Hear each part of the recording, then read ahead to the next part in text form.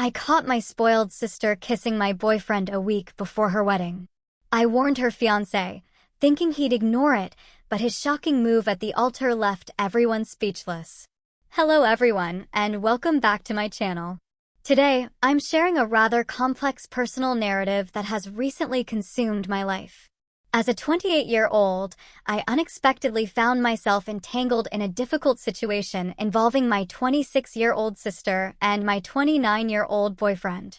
My sister's wedding day was fast approaching, and I began noticing increasingly strange behavior from her whenever my boyfriend was present. Initially, these actions were subtle, almost imperceptible, yet they left me feeling deeply unsettled. It started with seemingly innocuous remarks. For instance, my sister would often exclaim, "Wow, you're so hilarious," in response to my boyfriend's jokes, even when they weren't particularly funny. She seemed to laugh with a bit too much fervor at everything he uttered. At first, I attempted to brush it off, telling myself she was merely being extra friendly due to the excitement surrounding her impending nuptials. However, as time wore on, more concerning indicators emerged. She started finding subtle excuses to make physical contact, like a casual hand on his arm during a conversation or a slight brush against him as she passed by. These gestures were understated but undeniably present. I also observed her gaze lingering on him a little too long when he wasn't looking, which ignited a churning unease in my stomach. One evening, after returning from a family dinner where my sister had been particularly flirtatious, I decided to address it with my boyfriend. I turned to him and inquired, "Did you notice Sarah's conduct tonight?" He looked at me, puzzled, and responded, "What exactly do you mean?" I then detailed the behaviors I'd observed, the excessive laughter, the unwarranted touching, and the prolonged glances. He listened, but after a moment, he simply shrugged and said, "I think you're just overthinking it. She's probably just thrilled about the wedding. It's nothing serious." Despite his assurances, I couldn't shake the feeling that something was amiss. The situation felt far from harmless to me. Despite my boyfriend's attempt to reassure me, I couldn't shake the sensation that something was deeply wrong. I resolved to monitor the situation more closely, still hoping that I was simply overreacting and that my suspicions were unfounded. Yet, the subsequent weeks were fraught with tension. Every time we were in my sister's presence, I found myself incessantly observing her, scrutinizing her every move.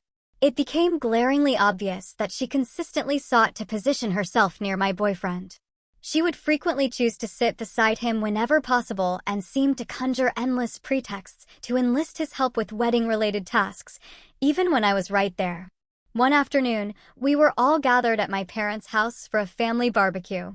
At one point, I went inside to use the restroom, and upon my return, I witnessed something that made my heart plummet. My sister and my boyfriend were conversing quietly in a secluded corner of the yard, standing unusually close to one another. My sister was giggling at something he'd said, a sound that churned my stomach with discomfort. The instant they noticed me, they quickly distanced themselves, and my sister casually walked away as if nothing had transpired. A wave of nausea and fury washed over me, but I opted against confronting them immediately, not wishing to create a scene at a family gathering. Instead, I waited until we returned home that night. Once we were alone, I tried to broach the subject as calmly as I could. I asked my boyfriend what he and my sister had been discussing earlier. He appeared taken aback by my question and explained that they were simply talking about some wedding details, like the music selection. His reply failed to satisfy me. I couldn't help but question why such a straightforward conversation necessitated such close proximity. He sighed, clearly vexed, and attempted to dismiss my concerns. He reiterated once more that nothing was going on, insisting that my sister was merely being friendly. But by this point, I could no longer suppress my emotions. I voiced my frustration, pointing out that my sister was practically throwing herself at him, and he wasn't doing anything to deter her. My words seemed to wound him, and he looked at me with a pained expression, asking what exactly I expected him to do. He reminded me that she was my sister, and he was simply trying to be courteous, claiming that telling her to back off was out of the question for him. I retorted that he could at least establish some boundaries, making it unequivocally clear that he was interested in nothing more than a friendly relationship. But he insisted he held no interest in her whatsoever, asserting there was nothing to clarify because I was perceiving issues that didn't exist. Our discussion cycled endlessly, with neither of us willing to acknowledge the other's viewpoint, leaving us both exasperated and uncertain of our next move. After a protracted argument that yielded no resolution, it became clear our discussion was leading nowhere. My boyfriend continually insisted I was imagining things, and no matter how diligently I tried, I couldn't make him see what was so painfully obvious to me. In the end, we both retreated to bed, feeling angry and frustrated, with the core issue unresolved. The next day, I realized I needed to confront my sister directly. It was evident that avoiding the problem was only exacerbating it. So, I decided to call her and suggested we meet for coffee. She readily agreed, her voice cheerful and seemingly oblivious to my mounting concerns. We arranged to meet at a cozy cafe near her apartment. When we met, I was a bundle of nerves, my hands trembling slightly as I stirred my coffee. My sister, on the other hand, was in high spirits, enthusiastically chattering about her wedding arrangements. She appeared completely unaware of my discomfort, which only intensified the difficulty of the situation for me. After several minutes of listening to her talk, I realized I couldn't hold it in any longer. I interrupted her mid-sentence, my voice betraying the gravity of what I was about to say. I told her that we needed to discuss something important. My sister, caught off guard by the abrupt shift in tone, looked at me with surprise and asked what was wrong. Taking a deep breath to steady myself, I began to explain. I told her I had noticed her behavior around Tom, my boyfriend, and that it was making me uncomfortable. I brought up the flirting, the casual touches, and the lingering looks, details that had been bothering me for a while. I emphasized that her actions needed to cease. As I spoke, I watched her face morph through a spectrum of emotions, initial surprise, then confusion, and finally anger. She demanded to know what I was talking about, vehemently denying any flirtation with Tom whatsoever. I refused to back down, insisting that she had been doing exactly that, whether she realized it or not. I explained that her actions were not only inappropriate, but were also causing me significant distress. She responded with a laugh, though it was far from genuine. She told me I was being ridiculous, dismissing my concerns by saying that Tom was practically family and that she was merely being friendly. However, her words did little to alleviate the tension between us, and I could tell that this conversation had struck a raw nerve. As I sat there, it became clear that resolving this issue would not be easy, and the chasm between us was likely to deepen. I couldn't hold back any longer and express my frustrations, clarifying that it was far more than mere friendliness. I explained that she was constantly contriving excuses to be near my boyfriend, to touch him, and to laugh at all his jokes, even the ones I found less than amusing. Her intentions were transparent, and it was causing me increasing discomfort. As I spoke, I could see her face flush with anger and disbelief. She was clearly stunned by my accusations, particularly as they came so close to her wedding day. She retaliated with a sharp retort, questioning my self-assurance and suggesting I must be profoundly insecure to accuse her of such conduct. Her words stung, but I knew I had to maintain my stance. I tried to explain that my concerns stemmed not from insecurity, but from a matter of respect. I told her she was crossing an unacceptable boundary and that her behavior needed to stop immediately. Suddenly, she stood up, her chair scraping loudly across the floor, signaling the abrupt end of our conversation. She declared that she wasn't going to sit there and listen to what she considered paranoid and absurd accusations. She made it unequivocally clear that if I couldn't trust my own sister, then that was my burden, not hers. With that, she stormed out of the cafe, leaving me alone with a whirlwind of emotions. I felt utterly terrible and began to question myself. Had I overreacted? Was I truly just being paranoid? When I returned home, my boyfriend immediately noticed my distress. He asked what had transpired, and I recounted the conversation I had just had with my sister. As I shared the details, I could see concern etched onto his face. When I finished, He let out a heavy sigh and told me he believed I had made a significant error. He was worried that Sarah would be deeply wounded, especially with her wedding just around the corner. Feeling defensive, I asked if he was taking her side. He quickly reassured me that he wasn't choosing sides, but he expressed his doubts that Sarah had been flirting with him. Even if she had been, which he found improbable, he believed that confronting her in such a direct manner was not the optimal approach to managing the situation. His words left me feeling even more conflicted, unsure of whether I had done the right thing. As tears welled in my eyes, I couldn't help but ask, so what was I supposed to do? Just ignore it. The frustration and pain were evident in my voice. Sensing my distress, my boyfriend walked over and gently embraced me. He suggested that perhaps I could have handled things differently, that maybe I could have spoken to him more about it first, or approached Sarah in a less confrontational way. He voiced concern that now, with how things had unfolded, Sarah was likely upset with both of us, and that this could cast a shadow over her upcoming wedding, making everything feel incredibly awkward. Feeling overwhelmed, I pulled away from his embrace and challenged him, "So this is all my fault?" I needed to understand if he truly believed I was to blame for the situation. He sighed deeply, clearly struggling to find the right words, and explained that he didn't mean to place the blame solely on me. However, he did think that I might have overreacted, allowing my emotions to get the better of me. We continued to argue for a while, but it became apparent that we wouldn't reach a resolution. There was a clear disparity in our perspectives, and neither of us seemed willing to fully grasp the other's viewpoint. Eventually, he decided to go to bed, leaving me alone with my swirling thoughts and doubts. The days that followed were filled with tension. My sister had completely ceased speaking to me, creating a painful chasm between us. My parents, having observed Sarah's distress, called me, wanting to understand why she was so upset. I attempted to explain the situation to them, but I could tell from their responses that they too believed I had overreacted. As the wedding day drew closer, I found myself increasingly uncertain about what to do. I was supposed to be a bridesmaid, a significant role that now felt more like a burden. I wasn't even sure if Sarah still wanted me to be part of her big day. My boyfriend, on the other hand, was still invited, and he suggested we both attend to demonstrate there were no hard feelings. But the thought of standing there, watching my sister walk down the aisle, knowing how angry and hurt she was, made me feel physically ill.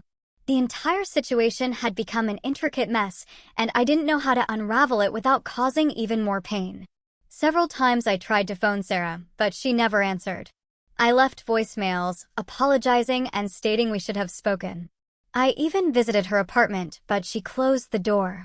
My anxiety escalated as the wedding day approached. Though I wasn't convinced, my partner kept urging me to let it go, that everything would blow over. I had a vivid dream where I showed up for the wedding, and everyone turned to stare at me, pointing and whispering. I awoke shaking, drenched in cold sweat. Update: following my confrontation with Sarah, things worsened significantly. When she informed our mother about my accusations, Mom became quite enraged. She called me, screaming about how I could be so selfish and inconsiderate right before Sarah's wedding. She shouted, "How could you accuse your own sister of such a thing?" She wouldn't listen as I tried to articulate my perspective. She demanded that I resolve this issue immediately and apologize to Sarah. The strain on our family was unbearable. Sarah still avoids speaking to me, and currently, my parents are also offended. Tom, my partner, continued to tell me I was exaggerating, which only deepened my despair and irritation. 1 week before the wedding, I visited my parents' home to try and mend things. As I approached the front door, I heard hushed voices coming from the side of the house. Intrigued, I walked to the garden and stopped in utter astonishment at what I saw. Sarah and Tom were partly obscured behind a large plant, locked in a fervent embrace. They were kissing intensely, Sarah's legs wrapped around Tom's waist, his hand beneath her top.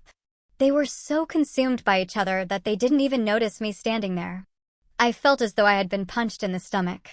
All the air left my lungs, and for a minute, I was unable to move or speak. As the grim reality of what I was witnessing began to sink in, a powerful wave of anger and betrayal surged through me. My emotions overwhelmed me, and I found myself screaming, "What the hell is this?" My voice trembled, thick with the intensity of what I was feeling. The reaction from both of them was immediate. My sister and my boyfriend froze in shock, their guilty expressions betraying them completely. Sarah's face drained of color, turning pale as she realized she had been caught, while Tom fumbled for words, stammering, "It's not what it looks like." But it was precisely what it looked like, confirming every fear and suspicion that had been gnawing at me. Tears began streaming down my face as I choked out, "How could you?" My own sister and my boyfriend. The pain in my voice was unmistakable. Sarah, too, began to cry, her voice quivering with regret as she attempted to apologize. "I'm so sorry," she sobbed, struggling to explain, "We didn't mean for this to happen." But I couldn't bear to hear any of their excuses. The betrayal was too deep, too raw. Without another word, I turned and fled, running back to my car. Their desperate pleas for me to return fell on deaf ears as I drove away, my mind spinning with disbelief and hurt. As I sped away, my phone began to ring repeatedly, first Tom, then Sarah, and finally my mom. I couldn't bring myself to answer any of them. The pain was too fresh, too overwhelming. When I finally arrived home, I felt numb. I immediately packed a bag with some clothes and essentials I would need for a few days. I couldn't stay there, not after what had just happened. I sent Tom a final text message simply stating, "We're done. Don't try to contact me again." Then I turned off my phone, cutting off any further communication, and left. Now, I'm writing this from a hotel room in a nearby city, uncertain of what my next step should be. With the wedding just a few days away, I know there is no way I can attend. My relationship is shattered, and the bond one once shared with my sister may be irreparably damaged by this betrayal. It feels as though my entire world has been turned upside down. Everyone made me feel like I was crazy for suspecting something was wrong, but in the end, I was right all along. The pain of that realization is almost too much to bear, and I find myself questioning how I will ever be able to trust anyone again after this. So, Reddit, any advice on how to move forward from here would be appreciated. Update. After the devastating shock of discovering my sister Sarah with my now ex-boyfriend Tom, I spent several days in a daze, struggling to process what had happened. My phone was constantly buzzing with messages and missed calls from both of them, as well as from my parents, but I just couldn't bring myself to respond. I was too overwhelmed, too hurt. Eventually, though, I came to see that Mark, Sarah's fiancé, was one person who definitely needed to know the truth. With a heavy heart, I made the difficult decision to call him. When Mark answered, I could hear the confusion in his voice. He asked what was going on, mentioning that Sarah had been in a terrible state, saying that I had disappeared and wasn't responding to anyone. Taking a deep breath, I began to explain everything to him. I told him about the initial suspicions I had harbored, how everyone, including Tom and Sarah, had dismissed my concerns, and then I described in vivid detail the scene I had witnessed in my parents' garden. Mark listened quietly, not interrupting, only occasionally making a small noise to let me know he was still there, absorbing everything I was saying. When I finally finished, there was a long, heavy silence on the other end of the line. Then, in a controlled, measured voice, Mark simply thanked me for telling him, adding that he needed some time to process this information. With that, he ended the call. Afterwards, I sat there, staring blankly at my phone, wondering what Mark would do now that he knew the truth. As the wedding day approached, I heard nothing further from him or from the rest of my family. Sarah had ceased trying to contact me, and I began to suspect that she had somehow managed to convince Mark to forgive her. The thought that she might actually escape the consequences of her actions, that she could go on to have her fairy tale wedding while my life was in shambles, made me feel physically ill. I realized that there was no way I could attend the wedding. The idea of watching Sarah walk down the aisle, knowing what she had done, was too much to bear. Instead, I decided to spend that day alone, focusing on how to rebuild my life in the wake of such profound betrayal. On the evening of the wedding, I received an unexpected call from my cousin Emma. There was an unmistakable tone of excitement and urgency in her hushed voice as she said, "Oh my God, you won't believe what just happened." Confused and intrigued, I asked her what she meant. Without hesitation, Emma dove into her story, recounting the dramatic events that had unfolded. She explained that everything had seemed normal at first. Sarah had looked stunning in her wedding dress, and Mark had been standing at the altar, ready for the ceremony to begin. But when it came time for the vows, Mark had unexpectedly stepped forward and announced that he had something important to say. My heart began to pound as I listened to Emma describe the scene. Mark, in front of everyone, declared that he couldn't go through with the wedding. He told the guests that he could not marry someone who had betrayed her own sister and devastated her life by getting involved with her boyfriend. Emma continued, recounting how Sarah had turned completely pale at Mark's words. Then, to everyone's shock, Mark turned to my parents and apologized, telling them that they needed to know the real reason why I had distanced myself from the family. Emma went on to say that Sarah had started crying, my parents had been left startled and perplexed, and the guests had started whispering among themselves in an attempt to make sense of things. Mark had then walked out of the church, leaving Sarah sobbing alone at the altar. It was like something out of a movie, Emma told me, her voice still tinged with disbelief. Everyone's in shock. Your parents are trying to get the full story from Sarah, but she's an emotional wreck. As I sat there, absorbing everything Emma had just told me, I felt a mix of emotions. On one hand, there was a sense of vindication, knowing that the truth had finally been revealed. But on the other hand, I couldn't help but feel a deep sadness for the pain and turmoil this had brought upon my family. Emma, sensing my silence, gently asked, "Are you okay?" "I'm not sure," I said truthfully. I never wanted it to unravel like this. After a little more conversation with Emma, I hung up and sat silently, attempting to sort through things. At what cost? The truth was out, my friendship with Sarah was broken, my relationship with Tom had ended, and now my whole family was in crisis. I came to see that although the truth was now clear-cut, it did not instantly rectify everything. Healing and regaining trust still lay a long road ahead.